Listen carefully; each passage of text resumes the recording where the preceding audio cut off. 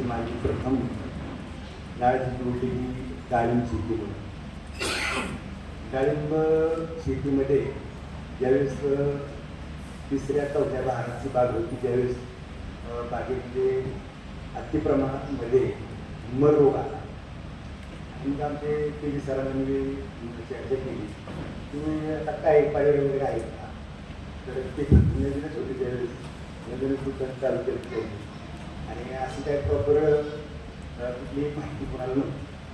आणि मग त्याच्यातलं एक सहज विचारतो म्हणून चौकशी करतो म्हणून फोन केला आणि सोयल सय्यद हे त्यांचं नाव घ्यायला पाहिजेलच, कारण आज मी इथं जे पोचलोय तर फक्त माझ्या कंपनीचे जी सर्वंट आहेत, कामगार आहेत, वृषाली मॅडम असतील, नागेश कांबळे सर असतील, आणि ह्यांच्या माध्यमातून मला या प्रोजेक्टबद्दल माहिती मिळत गेली.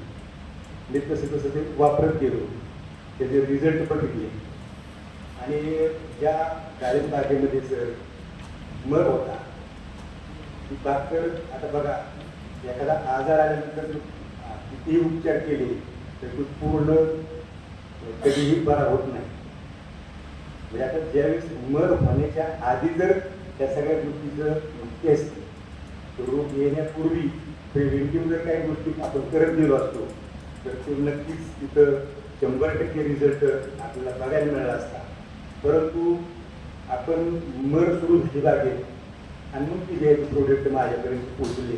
पहिली गोष्ट, जमिनीमध्ये जीवाणू असतात. जीवाणू हे मातीचा आत्मा आहे. ही गोष्ट मला स्वतःला फक्त विजय ॲग्रोमुळे कळाली.